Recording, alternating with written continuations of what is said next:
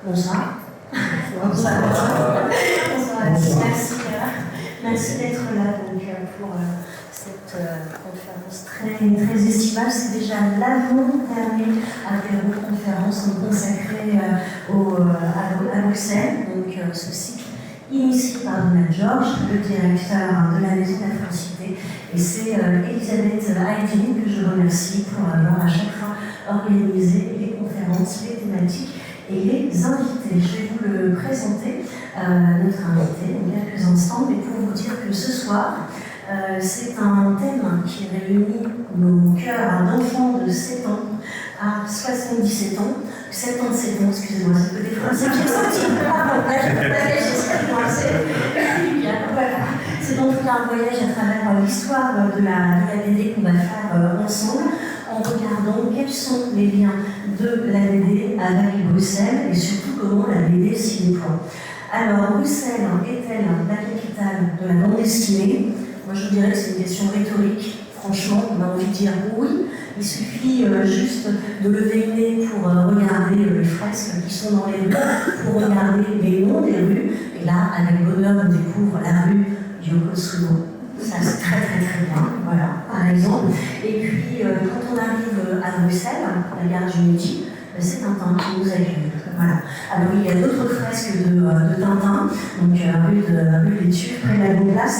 Mais finalement, Tintin, c'est pas la première fresque qui a été organisée, qui a été peinte. La toute première, c'est en 1991, et c'est Broussailles qu'on trouve donc à l'entrée de la rue du Marché au Charbon.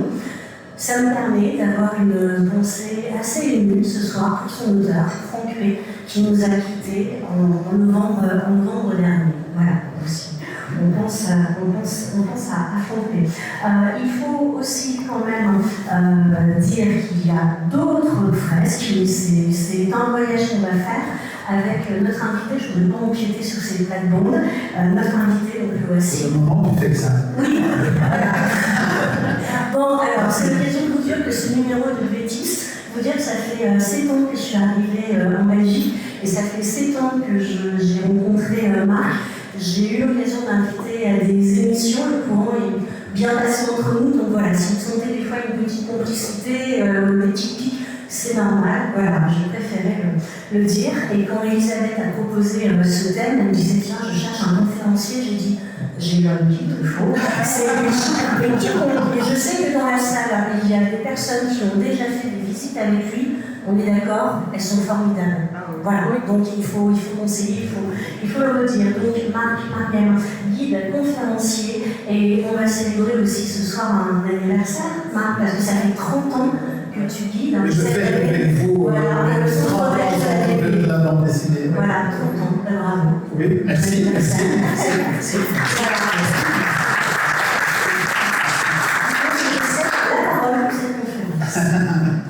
Alors on va prendre notre machine à remonter le temps de Bob et Bobette et on va retourner jusqu'en 1831.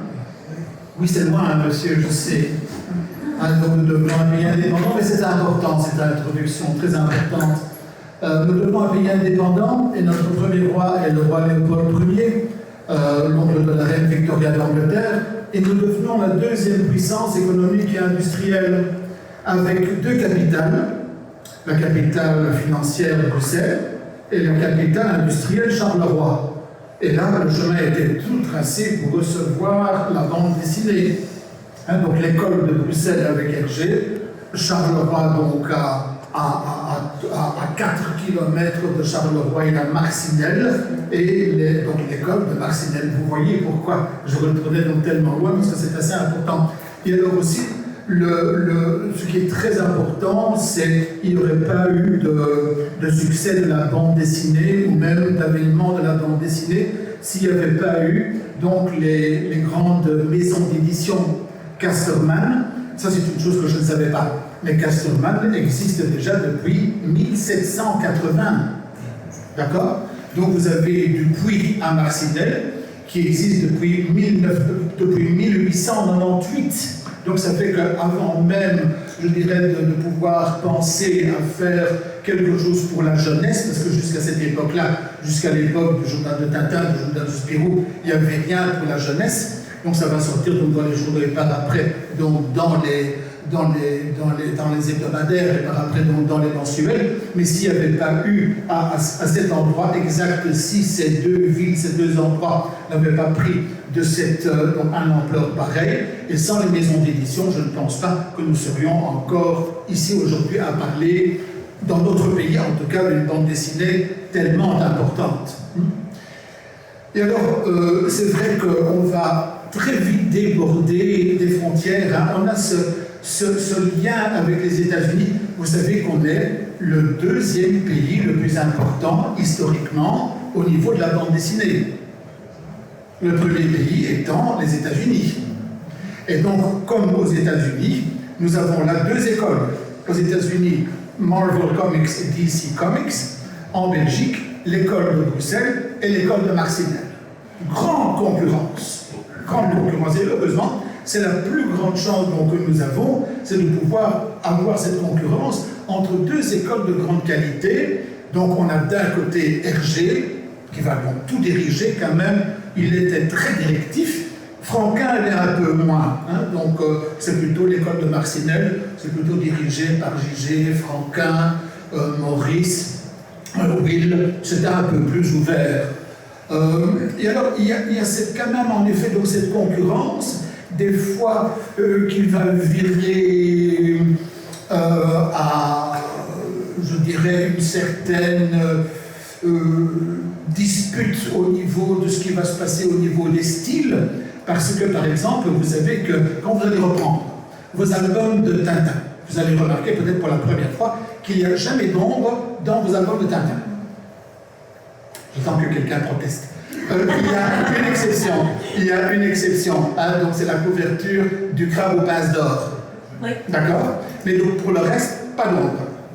Et ça fait qu'un jour, il y a Franquin qui va en parler à Hergé et va lui dire, mais enfin, Georges Rémy, tu ne peux pas limiter comme ça donc le talent des artistes. Laisse-les faire ce qu'ils veulent. Georges Rémy ne va certainement jamais changer d'avis. Et alors, pendant une réunion, donc ils en reparlent de cette question de pas d'ombre dans l'école de Bruxelles. Et alors, il y a Maurice qui dit, je vais m'en occuper. Maurice de Lucky Luke, qui va créer une ombre iconique. L'ombre de Lucky Luke qui tire plus vite que son ombre. Vous voyez, donc il y a quelque part cette concurrence qui va nous donner des choses tout à fait différentes, mais heureusement, ça va se compléter. Et alors, vous avez la création, ce qui est aussi absolument merveilleux, c'est que, bon, l'école de Bruxelles, Hergé, vous savez qu'il y a jusqu'à 600 personnes qui ont travaillé pour lui, vous vous en rendez compte? 600 personnes, parce que pas d'ordinateur à cette époque-là. Hein? Et donc, ça fait que toutes ces personnes, beaucoup de ces personnes vont devenir des passeurs d'art, des passeurs d'images, des passeurs de patrimoine.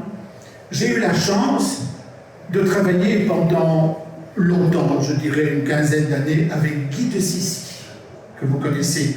Donc Guy et Léonard de Sissi. C'est eux qui ont sauvé de la perdition la maison Cauchy. Hein? Et donc donc ça veut dire que quand on parle de Bruxelles, c'est pas seulement les fresques. Ah bon? Quand on leur a fait les 85 fresques, on n'a pas encore trouvé à Bruxelles. Ah non. Ah non. Ce n'est qu'un début. Ce n'est qu'un commencement.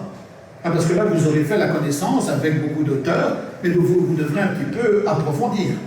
Et puis écoutez, au niveau d'Hergé, vous avez déjà vu la fresque d'Hergé? C'est la fresque la plus décevante de tout le parcours. C'est presque... Pardon? De laquelle tu parles? De qui je parle? Oui, de laquelle? Ah oui, de laquelle? Oui, d'accord. Oui, merci. Oui, tu as raison. Donc, on est dans la rue Charles-Beus. On va vers Mannekepis. D'accord? Hein? Vous connaissez Bruxelles un petit peu? Oui. Hein, on va voir. Et donc, ça c'est la fresque que vous voyez, donc, qui est au fond, donc, tout près de Mannekepis. Et là, vous voyez que 3 personnages. Mais ces fresques, messieurs, dames, ces fresques sont supposées nous informer. Tandis que, donc, si on ne devait pas connaître les aventures de Tintin, on pourrait croire que c'est limité à Tintin, Milou et le capitaine Haddock. D'accord? Donc, ça fait que pour rencontrer Hergé, il faut quand même encore aller plus loin. Là, il faut prendre le métro. D'accord? Là, il faut prendre le métro. Et vous savez. Il faut lever la main. Oui. D'accord? Vous connaissez vos classiques. Et donc, c'est vrai que on ne se rend pas toujours compte, parce que c'est vrai qu'on n'est jamais prophète dans son propre pays, mais il n'y a que 3 villes au monde où vous avez des œuvres d'art dans toutes les stations de métro. Donc, c'est Montréal, Copenhague et Bruxelles. C'est tout. Delphine, il y a Paris qui va nous rattraper bientôt. Parce qu'il y a une nouvelle ligne. New York is Haring. Oui, d'accord. Toutes les stations de métro, monsieur, oui, d'accord. Toutes. Hein. Et alors, c'est vrai que donc, sur les 69 stations de métro, il y a donc 90 œuvres d'art. Donc c'est vraiment quelque chose, donc si vous n'avez vraiment jamais fait ce périple, cette excursion, faites-la. Et alors vous arrivez à Stockholm, où vous avez là, donc la dernière œuvre d'art d'Hergé, 2 fois 135 mètres, s'il vous plaît, hein, avec ses 140 personnages, hein, et ça a été dessiné par lui. C'est la dernière chose qu'il a fait. Hein, donc il était un petit peu donc à la fin de sa vie, donc à cette époque-là, hein, et c'est encore une chose, il a pensé à son rêve d'éternité. À propos de rêve d'éternité, donc Guy de Cissy, qui a travaillé toute sa vie avec Hergé, en 1979, il passe par la rue des Francs. Où es-tu, Marc? À côté du cinquantenaire. Oui. Oui, Delphine, nous aussi on a un arc de triomphe. Mais nous Et alors donc, et donc ça fait que rue des Francs, tout à fait au début de la rue des Francs, et ils vont découvrir tout à fait par hasard une maison en perdition.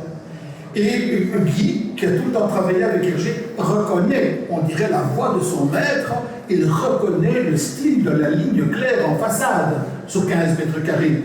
Il va directement contacter Jean-Jérémy. Et donc, il va lui dire, viens, regarde un petit peu donc, là, dans la maison que je vais acheter.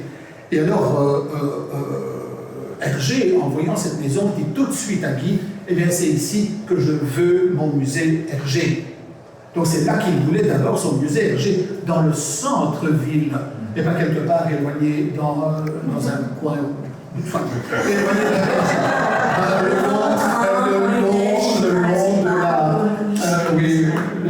le long de la ligne de chemin de fer la plus compliquée de Belgique. Et alors, donc, voilà, bon. Mais c'est vrai que dans une maison, je pense que certains d'entre vous, je vois à votre réaction, que vous connaissez la maison Cauchy. Donc, un musée Tintin qui aurait reçu 800 000 visiteurs par an dans une maison d'à peine 6 mètres de large, c'était pas possible. Mais c'est pour ça, allez visiter la maison Cauchy, parce que là, vous allez vivre ce que Hergé, ce que Guy de Cissy a donc vécu, et c'est là, dans les sous-sols, que vous avez le plus beau portrait pastel d'Hergé. Donc, c'est déjà vraiment une bonne raison pour y aller. Et alors, Guy de Cissy, naturellement, qui a été un des créateurs du Centre belge de la bande dessinée. Nous sommes en 1989. Et alors, c'est le Centre belge de la bande dessinée qui va avoir donc cette idée de créer ces fresques de bande dessinée. D'ailleurs, donc, inauguration du Centre belge de la bande dessinée 1989, première fresque, puis on a parlé Delphine, de Franck P, 2 ans plus tard. Hein? C'est bien que tu as parlé de Franck P. On est un petit peu dans les baleines publiques. L'album Les baleines publiques de Franck P. Si vous ne le connaissez pas, je vais vous faire quelques petites propositions ce soir, hein? Des honnêtes propositions. Hein? Mais donc on est dans les baleines publiques, parce que c'est vrai que Franck P a toujours vécu dans ce quartier.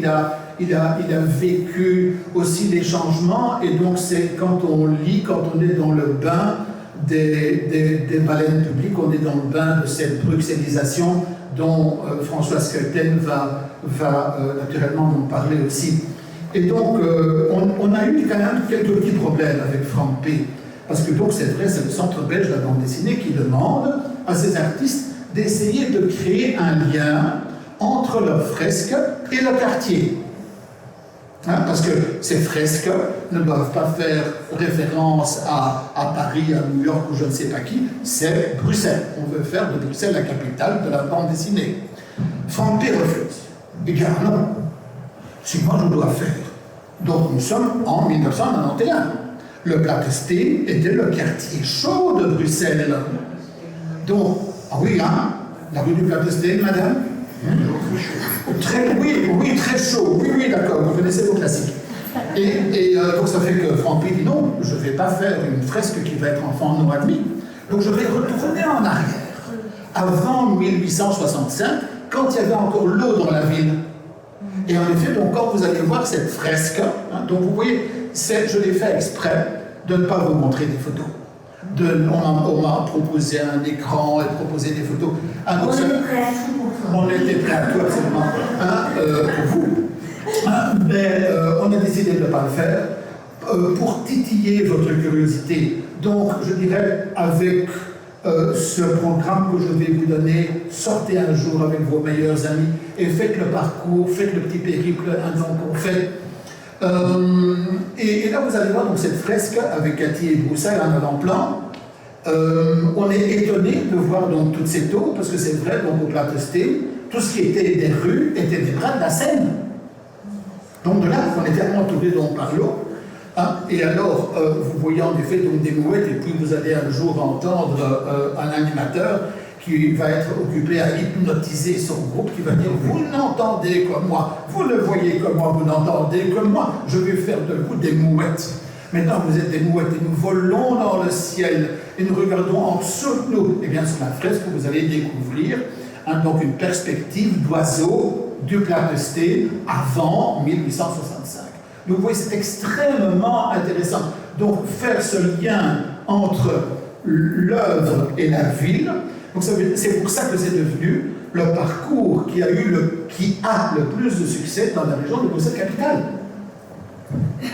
Le plus de succès. Pourquoi? Parce qu'on allie donc l'élément ludique avec des éléments sérieux. Ludique avec la bande dessinée et sérieux quand on parle de l'histoire de Bruxelles. Ces parcours commencent habituellement Grand Place. Alors, vous savez, les gens aiment bien taquiner. Ah, on commence ici le parcours BD, monsieur. Je dis oui. Ah, vous voyez la première fresque. Ah, il n'y en a pas. Ah bon. Mais alors, ça fait que je dis, écoutez, hein, on va quand même parler d'un autre album de bande dessinée que je vous propose de lire, qui se termine à la Grand Place. C'est Racing Show. Une aventure de Michel Vaillant. Michel Vaillant, vous connaissez. Hein? Il est possible que vous connaissez par Racing Show. Eh bien, je vous propose vraiment de lire et de regarder Racing Show, une poursuite impitoyable qui commence avenue Franklin Roosevelt et qui se termine Grand Place.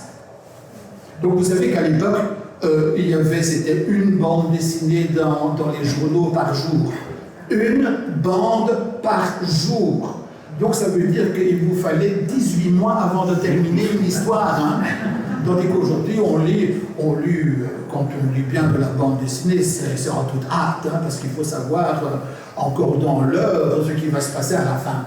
Alors, tandis qu'à cette époque-là, il fallait avoir beaucoup de patience. Et alors, ça fait qu'au début de cette poursuite, ben oui, Jean, oui, je l'appelle Jean, hein, donc Jean va se rendre compte que tout à coup, il devrait aussi commencer à représenter l'architecture de Bruxelles. Et il l'a fait d'une façon absolument extraordinaire. Donc ce n'est pas seulement un dessinateur de personnages, ce n'est pas seulement un dessinateur de Formule 1, c'est aussi un extraordinaire dessinateur d'architecture. Jean Graton de Nantes. Parce qu'en plus de ça, école de Bruxelles, école de Machinelle, et la vague française à partir de 1930. Parce que les jeunes artistes français qui voulaient commencer dans la bande dessinée, ils avaient un choix. New York ou Bruxelles. New York, c'était un peu loin. Hein? Et puis en France, on ne parle pas bien l'anglais, n'est-ce pas? Et alors, bon, ça fait qu'il faut arriver pour notre plus grand plaisir à Bruxelles. René Goscinny a travaillé pendant 29 ans à Bruxelles. D'accord? Donc les premiers scénarios de Lucky Luke. Ah oui, il me semblait bien que je devais parler de Lucky Luke. Il a 80 ans, Lucky Luke. Cette année. Oui, cette année, absolument. Hein? Et alors, parce que c'est vrai, quand on parle de festival, vous savez que le festival à tous les taxis a été annulé au mois de septembre. Malheureusement. Oui, moi non plus, je ne le savais pas. Hein? Heureusement, je me suis tout de même un petit peu documenté. Mais ce week-end, vous avez le festival de BD à Waterloo. Heureusement que j'en parle, madame, en direct, parce qu'elle était déjà le festival de Waterloo, qui est dédié justement au West End pour fêter le 80e anniversaire de Lucky Luke. D'accord? Bon, où est-ce que je parle de tout ça? Donc la vague française, donc Jean Graton. Ah oui, pourquoi est-ce que je dis Jean?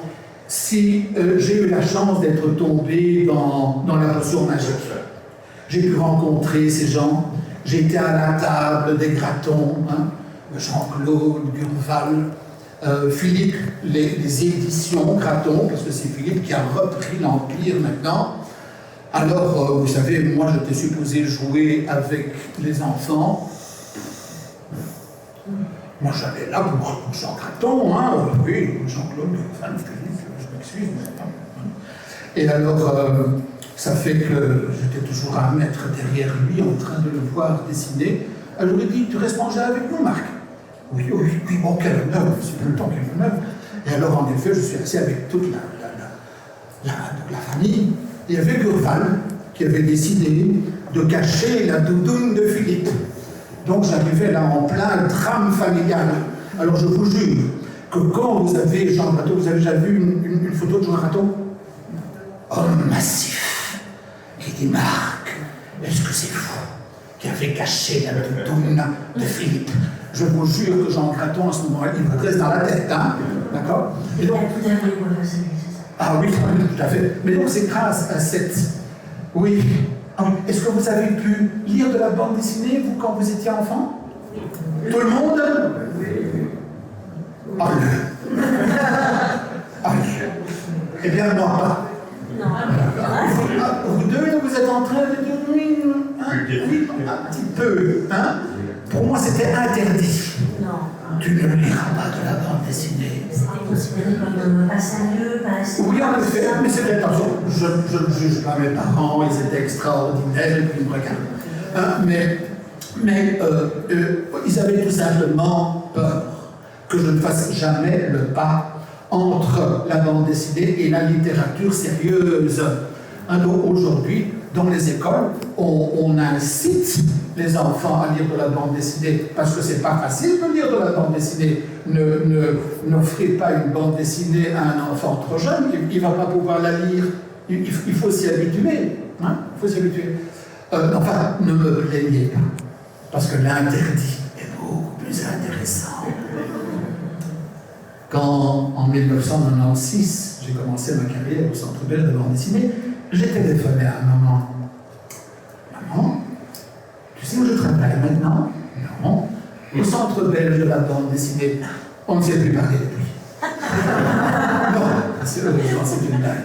D'accord? Et donc c'était à cette époque-là. Aujourd'hui, on sait dans l'enseignement qu'il faut le faire. Alors quand je reçois au Centre belge de bande dessinée ces adolescents, des fois, qui semblent être un petit peu perdus, c'est vrai, je n'aimerais pas avoir leur âge en 2026. Alors je leur dis, avez-vous déjà essayé de créer une bande dessinée? D'habitude, c'est non. Écoutez, si les écoles ne vous obligent pas à faire cet exercice, je trouve que dans un pays comme la Belgique, ça devrait être obligatoire. Parce que ce sont les jeunes d'aujourd'hui qui devront remplacer les anciens de hier. D'accord? En France, ça devrait être la même chose. Aux États-Unis, c'est la même chose, ils le font. D'accord? Parce que là, c'est encore beaucoup plus une industrie, hein, donc chez nous. Et en plus de ça, aux États-Unis et en France, la bande dessinée n'est pas considérée comme un art mineur. encore toujours aujourd'hui, c'est considéré comme un art mineur. Hein. Alors, c'est vrai que quand on me le dit vraiment de face, je dis écoutez, madame, monsieur, au niveau de l'industrie, on ne rigole plus, hein, parce que nous exportons des millions d'albums de bandes dessinées par an. Donc là, on ne rigole plus. Là, on est majeur. Et c'est devenu vraiment... Allez, j'ai parlé brièvement de François Skelten. C'est une marque déposée, hein. C'est une marque, hein. Et alors, lui aussi, donc, en effet, après avoir été voir, admirer les fresques d'Hergé, hein, vous retournez dans le centre-ville, bien naturellement, et vous arrêtez dans la station de semi-métro de la Porte de Halle. Là. Encore une fois, je ne voulais pas vous montrer de photos, parce que c'est tellement monumental qu'une photo ne dit rien. Allez sur place. Et dans 3 différents endroits, oui, madame, vous devez descendre. Et donc, dans 3 différents endroits, c'est absolument monumental, hein, donc sur du bois peint, et même sur des morceaux, on va lui livrer des morceaux de trame qu'il va pouvoir utiliser. C'est absolument extraordinaire. Alors, vous avez fini. Bon, maintenant, est-ce qu'on a fini la visite de Bruxelles? Ah non. Parce que François Skelten est aussi scénographe. Il faut visiter le monde du train, Train World. Oui, mais l'histoire du train, ça ne vous intéresse pas trop. Eh bien, alors, allez-y pour la scénographie de François Skelten. Hein, d'ailleurs, quand on entre, et ça c'est la plus grande critique qu'on reçoit, parce que j'ai la chance de travailler à Train World aussi. Oh, vous savez, quand on entre ici, il fait tout sombre. Ah bah oui, donc voulez-vous qu'on éclaire au néon quand on entre à Train World? C'est justement ce que François veut qu'on va s'habituer aux couleurs, à l'éclairage de Train World. Hein. Un jour, il y a un garde, parce qu'avant les visites guidées, comme ça, on se parle aussi avec les gardes de la sécurité. Et il y en a un, le chien, qui dit, moi si un jour, je vois quelqu'un qui entre dans le Train World avec un chien, je le mets dehors. Je dis, ah non. Hein. Parce qu'il y a un chien star à Bruxelles. C'est Ulysse. Ulysse, le chien de François. Le chien de François. Avant, il y avait Gilles, et maintenant, il y a... C'est ça. Et les chiens de François sont sans laisse. Donc, quand vous voyez un chien qui entre tout seul, vous attendez un petit peu. Hein? Parce que 10 mètres plus loin, il y a François qui va entrer. Donc, ce n'est pas un chien que vous voulez exclure du jeu de vous regardez quelques petits ennuis. Hein? Bon, alors, comme vous êtes quand même à Schaerbeek, la maison Autric. La maison Autric, dont on ne parle pas assez. Hein? Dans toutes les publications, on lit première œuvre de Victor Horta dans la région de Bruxelles-Capitale, l'hôtel Tassel. Ah non, ah non, c'est d'abord la maison Autric, hein, donc 1992. Hein, donc ce sera la maison Tassel, d'accord. Victor Horta l'a nommé son manifeste. Mais un manifeste n'est pas une introduction. On se manifeste, mais ce n'est pas parce que vous vous manifestez que c'est votre première création. Et alors, heureusement, donc sauvé, je dirais aussi, in extremis, superbement bien restauré et mis en scène par François Skelten et par Benoît Peters.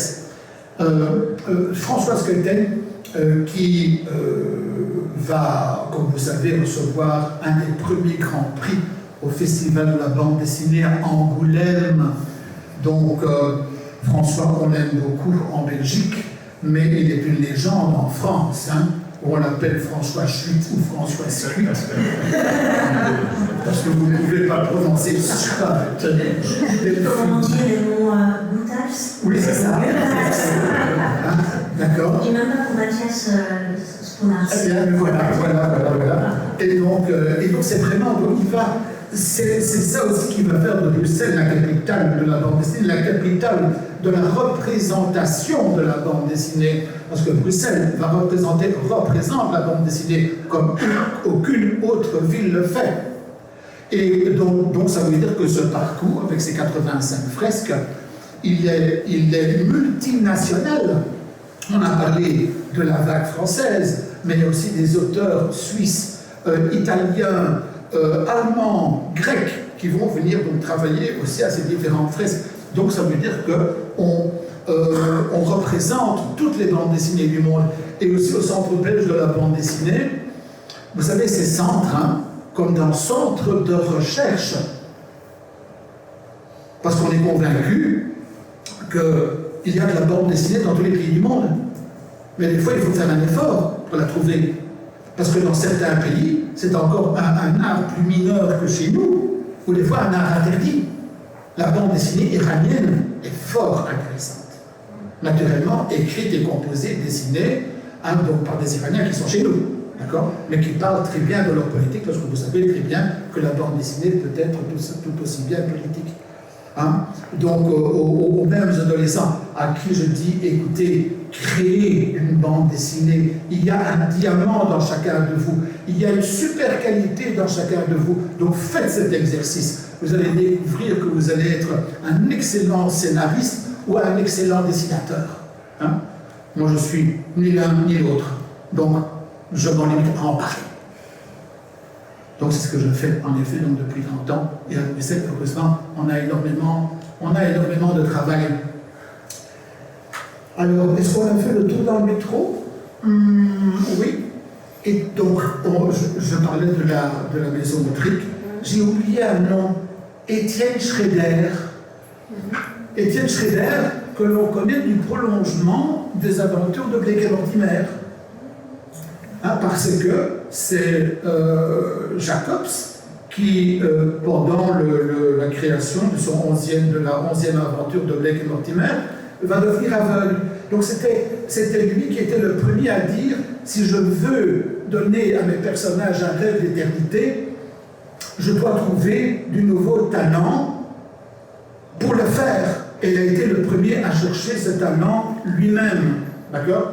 Donc dans la bande dessinée, comme vous savez, tout le monde a toujours permis à des jeunes auteurs d'utiliser leur personnage, sauf deux exceptions. Hergé. Hein, donc il va dire « Je suis Tintin, vous n'êtes pas Tintin, donc je ne peux pas vous donner la permission d'utiliser mes personnages. » Et aussi Mark Slane. Mark Slane de Néron. La fresque se trouve place Saint-Géry, madame. Non? Eh bien, je vous envoie place Saint-Géry, madame. D'accord? Hein? Et donc là, vous avez dans la fresque de Néron qui est bien complète, avec tous les personnages qui sont représentés, hein, comme rue de Laken. Vous avez celle de Bob et Bobette, hein, donc qui est très très bien représentée, donc avec tous les personnages. Et Max Lane, d'ailleurs, vous pourriez avoir sa mention dans votre bibliothèque, parce qu'il est repris dans le livre du Guinness des records du monde. C'est lui qui a décidé et qui a écrit, tout seul, 217 albums de bande dessinée. Alors, on me demande, dites-moi, Marc, est-ce que ces 217 histoires sont intéressantes? Je réponds énergiquement, oui, parce qu'il avait remarqué que trop peu d'enfants, trop peu d'adolescents, trop peu d'adultes écoutaient le JP ou regardaient le JT. Donc ça veut dire que dans ces différents albums, parce qu'il en sortait un par trimestre, donc il avait chaque fois, vu qu'il incluait les nouvelles du moment dans ses histoires, il avait un point de départ qui était tout le temps différent. Et quand vous allez redécouvrir Max Lane et Néron, vous allez remarquer qu'il était un excellent caricaturiste. Quand Eddy Merckx avait gagné un Tour de France, en concurrence avec rivalité avec Jacques Anquetil, vous pouviez reconnaître Eddy Merckx et Jacques Anquetil, hein? D'accord? Donc c'était fort intéressant, et c'est encore toujours fort intéressant. Et je vous ai parlé du Centre belge de bande dessinée, donc rue des Sables. Maintenant, nous gérons à nouveau la fondation Max Lane qui se trouve juste en face. Hein, c'était d'abord le Standard qui allait de nouveau s'en occuper, parce qu'ils pensaient qu'ils allaient faire ça mieux que nous. Mais non, mais écoutez, quand vous avez un musée qui est habitué à gérer et organiser des expositions tout plein, on en organise une douzaine par an, alors pourquoi est-ce qu'on ne pourrait pas traverser la rue et le faire aussi pour la fondation? Et alors, parce que Max Lane, quand aussi lui a vu, il est devenu malade, il s'est dit, bon, je vais vous quitter bientôt, mais quand on lui a dit, bon, on va créer une fondation, où voudrais-tu avoir ta fondation? Eh bien, je la voudrais rue des Sables, parce que c'est là qu'il a créé tous ces personnages, au numéro 29. C'est juste en face du Centre belge de la bande dessinée. Hein, où là, vous aviez le journal du Nieuwe Hits. Hein, vous savez que beaucoup, si pas tous les personnages, sont abonnés dans des journaux. Hein. Ah oui, c'était intelligent. Ceux qui ont eu le directeur du marketing qui a eu cette idée-là, va avoir un grand prix. Hein. Qui est le papa qui aurait osé changer de journal, tandis que les enfants lisaient les bandes dessinées? C'était pas possible, hein? On va éviter un drame dans la famille. Donc c'était une très très bonne idée pour le lier. Et c'est pour ça que dans tout ce milieu rue des Sables et dans tout dans les environs, c'était là que vous aviez toutes les rédactions, quasiment toutes les rédactions de tous les journaux mensuels et hebdomadaires qui sortaient en Belgique. Donc c'est pour ça que c'est un quartier qui est naturellement fort important. Et alors, Centre belge de la bande dessinée, c'est magique ce lien qu'il y a entre la bande dessinée et Victor Horta. Parce que quand vous venez au Centre belge de la bande dessinée, ben oui, naturellement, l'art nouveau de Victor Horta est incontournable. La maison Autric, bien naturellement, on en a parlé. La gare centrale. Parce que là, vous avez le MOOF, le Museum of Original Figurines. Vous ne connaissez pas? Tant mieux. Mieux. Hein? Donc, au sous-sol, donc vous avez, avant que Delphine me demande où êtes-vous, Marc, où êtes-vous? Bon, place du marché aux herbes. Hein, vous voulez entrer dans la gare centrale, vous avez la galerie Horta, vous voyez donc une statue du Schtroumpf, hein, donc vous entrez dans la galerie Horta, et c'est au moins un. Oui, là, vous avez 6000 figurines, donc prenez votre temps. Hein. Donc vous avez un îlot Astérix et Obélix, un îlot Lucky Luke, etc., etc. Donc c'est une collection personnelle, c'est absolument superbe, et ça complète le Centre belge de bande dessinée qui est plutôt fort au niveau des archives, tandis que le MOOF, là, va vous illustrer les archives que vous avez vues au Centre belge de la bande dessinée. Où en est-tout? 33 minutes. 33 minutes, c'est très bien. C'est très bien, c'est très bien, c'est très bien. Alors ça nous donne encore un petit peu la possibilité donc, de continuer. Donc c'est vrai, donc avec Victor Horta, et alors surtout que aussi à la maison Autric, c'est là que vous avez, donc en effet, ah oui, donc François Skolten et Benoît Peters qui vont recevoir le premier prix au Festival de la bande dessinée d'Angoulême pour la fièvre d'Urpigande, donc un des tomes des Cités Obscures. Si vous n'avez pas encore lu un album des Cités Obscures, je vous propose de lire Bruxelles. C'est Bruxelles, mais prononcé à la bruxelloise. Un jour, je dis, François Skolten, c'était l'architecte de la bande dessinée. On me contredit, pardon.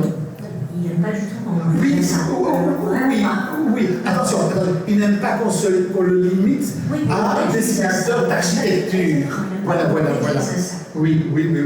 Hein, non, en effet. Mais c'est vrai qu'il est l'architecte de la bande dessinée. Alors on m'interrompt, on dit non, il n'est pas architecte. Je dis pourquoi vous dites ça? Il n'a pas son diplôme. C'est Luc qui a son diplôme, Luc Skolten. Mais écoutez, vous pouvez, la preuve, hein, donc énormément de talent, même sans avoir donc de diplôme. Hein. Et alors c'est vrai, maintenant François est occupé, il y a une nouvelle ligne de métro chez vous, la 15-70 km, s'il vous plaît. Hein, donc il y aura 35 gares et il y a déjà 60 illustrateurs qui ont été choisis. Hein, donc, vu que maintenant, bon, François Skolten est belge, donc il est bruxellois, donc ça fait qu'en effet, donc on va en parler. Donc c'est comme ça qu'on a pu découvrir en avant-première, parce que c'est vrai qu'il se livre pas vite avec ses premières. Hein. Et alors au musée Autric, vous devez aller jusqu'au grenier, parce que c'est là que vous allez rencontrer Eugène Robic. Hein, le Victor Horta radicalisé, hein, donc dans ce grenier.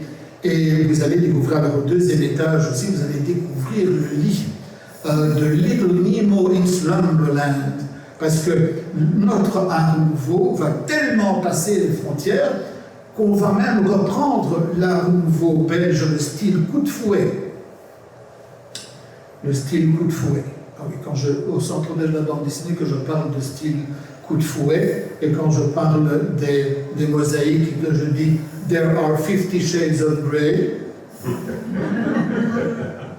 on me dit « Écoutez, n'allez pas dans ce côté-là. » Ça va mais donc le style coup de fouet, donc c'est ça, avec ses différentes arabesques. Où est-ce que j'en parlais?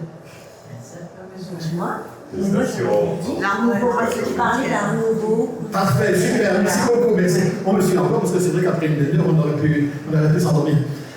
Et alors, donc c'est vrai, et c'est là aussi, au Centre belge de la bande dessinée, que c'est la seule mention en Belgique du slogan de Victor Horta, par le labeur vers les sommets. Parce que cet architecte exigeant n'avait pas assez d'un style art nouveau. Il voulait encore atteindre d'autres sommets architecturaux. Pour la reine Elisabeth de Belgique, il va créer le Palais des Beaux-Arts. Et alors il va terminer sa vie avec la gare centrale. Donc tous ces bâtiments qui sont énormément repris dans la bande dessinée belge, dans la bande dessinée locale. Et c'est ça aussi qui va faire la réputation de Bruxelles. Donc je vous ai parlé de Racing Show, que je vous propose vraiment de lire. Et alors on va être très étonné quand Tintin va revenir de l'Union soviétique. Tintin au pays des soviets. Mon Dieu, qu'est-ce qu'il allait faire là? Il y avait quelque chose comme un rideau de fer. Et quand il revient de l'Union soviétique, donc en effet de l'Union soviétique, c'est Place Rogier, c'est via la gare du Nord. Donc là, en dernière page, vous allez découvrir une partie de Bruxelles qui a tout à fait disparu.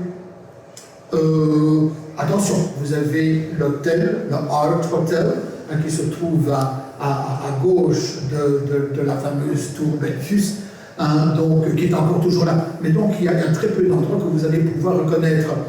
Dans beaucoup d'autres albums de Tintin, vous allez retrouver la présence de Bruxelles dans les premières épreuves, dans les premières éditions, parce que par après, Hergé voulait avoir une bande dessinée un peu plus européenne, un peu plus internationale. Donc ça fait qu'il va un petit peu gommer Bruxelles, mais entre-temps, bon, le mal était fait. Entre-temps, il y avait eu déjà donc, un énorme succès. Donc, ce succès de Tintin qui était immédiat le 10 janvier 1929. Je vous ai parlé donc, du premier pays de la bande dessinée, les États-Unis. La bande dessinée américaine est plutôt violente. Et puis tout à coup, vous avez donc en 1929 ce jeune reporter pacifiste qui naît. Ah oui, parlons d'une différence, Et avec les personnages américains, on ne fait pas le tour du monde. Tandis qu'avec Tintin, oui. Alors, succès instantané, ce qui a fait notre grand succès aussi, parce qu'à partir de la parution chez Casterman de ses albums, 1934, c'était dans nos 3 langues. Parce que vous savez, nous sommes supposés par les 3 langues chez nous. Et donc ces albums sortaient dans les 3 langues. Quand vous avez un produit qui est disponible en 3 langues, vous avez déjà une grande partie de l'Europe à vos pieds. Vous ajoutez l'anglais, et vous avez le monde à vos pieds, parce qu'il va y avoir encore toujours ce lien américano-belge, quand à un certain moment donné, ça va se faire avec Maurice, ça va se faire avec Peyo, que les personnages sont très intéressants, ils ont beaucoup de succès, mais on veut qu'ils deviennent des personnages internationaux. Alors comment va-t-on faire? On a besoin d'un autre médium, le cinéma. Mais donc ça fait que les premiers dessins animés que vous connaissez ont été produits par Hanna-Barbera, que vous connaissez de Tom and Jerry. Donc là, au Centre belge de la bande dessinée, je reçois régulièrement des Américains qui me disent « Don't you know that the Smurfs are American ?» Alors bon, pourquoi disent-ils ça, Et puis alors, je suis très, très dur de comprendre, mais j'ai compris. Donc c'est vrai que les films, donc d'abord les dessins animés, et ensuite les films ont été produits par TriStar, Sony, Columbia, Paramount. Donc on peut bien croire qu'ils pensent que les Schtroumpfs sont américains. Oui, madame, vous n'avez pas l'air de vouloir être d'accord avec moi, hein, mais donc, en effet, oui. Vous savez, quand vous recevez comme ça tellement de gens, vous devez les recevoir et pas les contredire. Hein. Donc, ok, if you want them to be American, why not? Hein? Et alors, ah oui, dans la bande dessinée, y a-t-il plus d'hommes ou de dames? Dans Tintin, la seule représentation féminine, c'est la Castafiore. On ne peut pas dire que j'ai porté, à mon avis, une flamme énorme vers la chanson. J'ai mal posé ma question. Dans le monde de la bande dessinée, y a-t-il plus d'hommes ou plus de dames? Tu parles au niveau des personnages, au niveau des auteurs et des... Dans le monde de la bande dessinée. Parce que donc, d'habitude, dans les films, on dit des hommes. Eh bien, c'est faux. Hein? Je vais me limiter à 80, dans le monde de la bande dessinée, à 80% de dames. Parce que nous, on est beau. Vous êtes d'accord avec moi, Marianne? Oui, je sais pourquoi, mais... Vous savez pourquoi? Parce que vous nous l'avez dit, donc je vais laisser... Ah bon? Ok.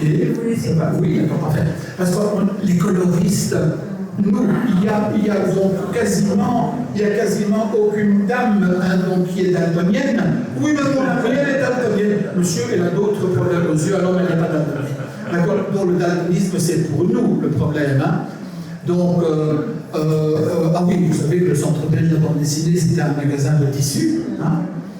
Alors quand je demande, parce que bon, si on a un puits de lumière, ça servait à quelque chose. Alors je dis, mesdames, que faites-vous quand vous achetez des vêtements? On récite. Hein? Et alors, ce sont toujours les hommes alors, qui disent, hein, donc, on regarde les couleurs. Ben oui. Non, je vous ai parlé de maman. J'avais 4 ans. Et je vois maman qui sort d'un magasin avec une jupe en main. Je me dis, pourquoi est-ce qu'elle sort avec une jupe en main? Ma maman est une voleuse. Ben non, qu'est-ce qu'elle allait faire en rue? Elle allait naturellement contrôler la qualité de ses vêtements en rue. Donc au musée, donc au Centre belge de la bande dessinée, il fallait absolument pas le faire. Hein? D'accord, donc magasin donc, de tissus, donc M. Bouquet, qui va alors aussi faire de cet endroit au niveau, autant pour la bande dessinée, autant pour l'architecture, un endroit qu'on peut vraiment nommer un ambassadeur au niveau bruxellois, mais aussi au niveau belge. Et maintenant, combien encore? Est-ce que j'entends qu'on m'interrompe? Elle dit j'interromps toujours les gens. Non, donc je vais je sais faire attention. Ça va. J'ai des défauts, hein, je suis française déjà, donc Oui, c'est d'accord. Mais bon, on arrive à la fin. On arrive à la fin. Voilà. Alors, oui. Maintenant, vous voyez, j'espère que mon histoire tient un petit peu la route. Hein? Donc, on a parlé de fresques, on a parlé des musées, on a parlé de la maison Trick, on a parlé de Train World, mais donc tout ça. En plus de ça, il y a aussi les musées, j'avais presque oublié le musée du design, hein, où l'année passée, il y a eu une superbe exposition où ils ont fait le rapport, où ils ont fait le lien entre la bande dessinée et le design. Et c'était absolument superbe. Donc il y a aussi ces musées qui, au fond, n'ont pas comme spécificité la bande dessinée, mais qui s'y intéressent maintenant de nouveau dans la maison Trick, un dernier clin d'œil. Donc vous avez Maison Bulle, qui est la nouvelle exposition avec une vingtaine, avec une vingtaine d'auteurs et d'autrices. Il y a quasiment la moitié d'autrices. Oui, c'est un peu fatigant hein, d'entendre pourquoi est-ce qu'il n'y a pas assez de femmes dans le bande dessinée, etc.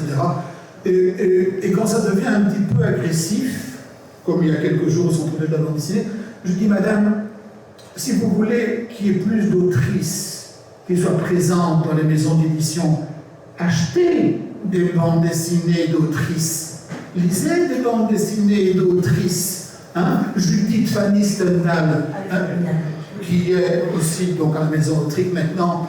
Quand vous êtes place Saint-Josse, vous pouvez voir donc, sa fresque qui est absolument superbe, qui s'appelle Couleur Café. On a parlé des baleines publiques de Franck P. Et bien alors on termine par la baleine bibliothèque. La baleine bibliothèque de Judith Fanny Stendhal, qui est absolument ingénieuse.